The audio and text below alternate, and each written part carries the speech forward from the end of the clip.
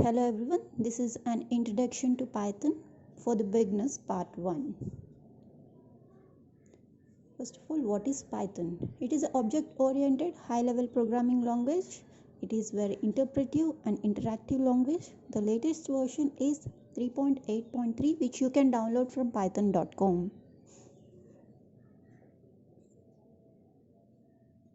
The alternative implementations of Python are CPython, Python running on C, JPython, Python running on Java Virtual Machine, Python for .NET, and IronPython, PyPython. That is Python. Why we are using Python? Because it is very reliable, flexible, and it is very easy to learn and free to use on all operating systems. Python supports all manners of developments like web applications, web servers, desktop apps, scripting, data science, scientific computing, and Jupyter notebooks. We will be using this at many universities. Scientists will be using this, casual developers and professional developers are using it. Python interpreter as a calculator. If you see this example, we can add, we can multiply, you can divide, you can subtract, you can also get an integer value while dividing it, and we can use the percentile for getting the remainder. We can use 2 asterisks for getting the power, that is 2 power 3.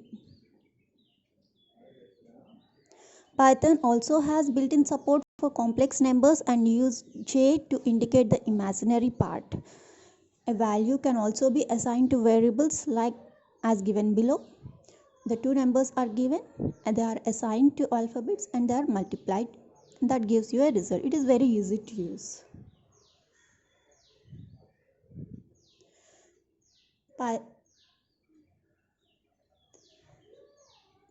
In interactive mode, the last printed expression is assigned to the variable underscore, like as given in the example. The multiplication results in 8 and that result is stored in underscore. When u is added to that, the result is 12. Strings. Python can also manipulate strings. Strings can be enclosed either in single quotes or in double quotes. You can look at the example here. In single quotes, knowledge is given, and also in double quotes. But when another single quote is coming in between two single quotes, we need to give an hash. Otherwise, it will give an invalid syntax error. Otherwise, you can use double quotes.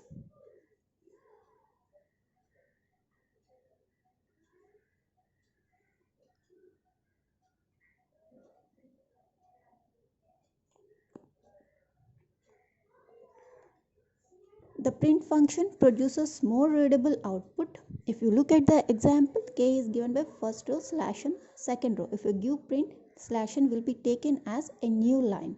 If we don't give, then the /n will also be printed as an entire string as seen in the example. If we don't want escaped characters to be interpreted as special characters, we can use raw strings by adding R before first sequence. That we can see it in the example given below. Multiple lines can be given in triple quotes, either single quotes or double quotes. That means we can give 3 single quotes or 3 double quotes.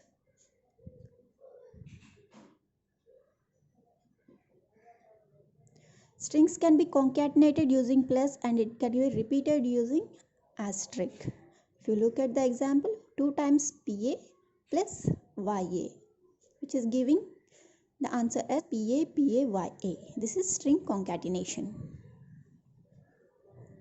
2 or more strings literals placed next to each other gets concatenated automatically. If 2 or more strings are kept in single quotes next to each other, they will be automatically concatenated. Strings can be indexed with first character having index 0, and if we start continuing from last character, then the last character index will be -1. If you look at the example, the string knowledge is given and the first character is given the index 0 and the next character will be given 1, 2, 3, 4, 5, 6 like that. And the last character, if we come from backwards, last character can also be assigned as -1.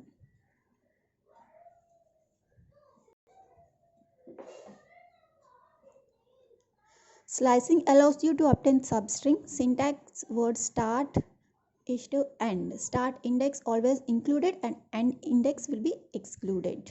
If you look at the example, string is knowledge and start index is 1 and end index is 4. That means index number 1, 2 and 3 will be printed.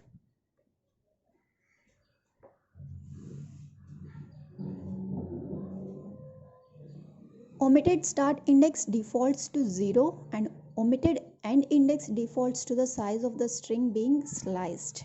If you look at the example, the string knowledge is given, start index is omitted, and end index is given 4. The start index defaults to 0. End index is defaulted to the length of the string. That is from 4 to the end. That is the length of the string. Python strings cannot be changed, they are immutable, but if needed we can create a new string. That means we cannot change the value. String knowledge will be knowledge only. If we want anything to be replaced, we can give like given in the example, r plus starting 2:0. The second string is replaced by r, creating a new string. The built-in function length returns the length of the function. If we see the string knowledge, the length of the string is given by 9. In Python, lists might contain items of different types, but usually the items all have the same types. Here we have given integers 1, 2, 3, 4, 5.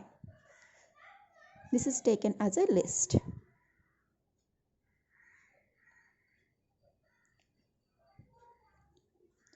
Like strings, lists can also be indexed. That means the integer of 0 index will point out to the first integer, like that. Integer -1 points out to the last list integer.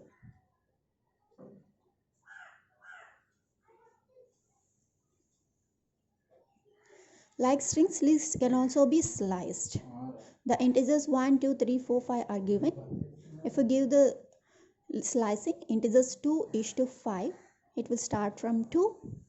It will print 2, 3, 4 indexes and it will omit the fifth index. Assignment to slices. We can also assign the values to the slices. That is integers 1:4. That means from 1 to 4 are being assigned. 2 square, 3 square, 4 square has been assigned to index 1, index 2 and index 3. And the value is printed.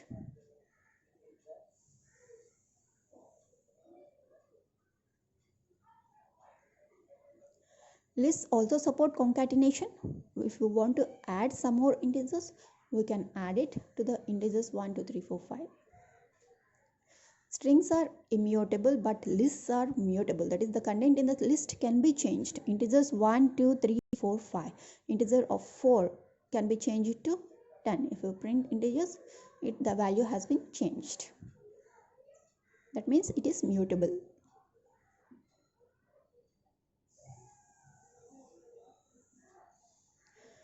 We can also use nesting in the lists, like A is given by alphabets A, B, C, D and is given by numbers 1, 2, 3, 4.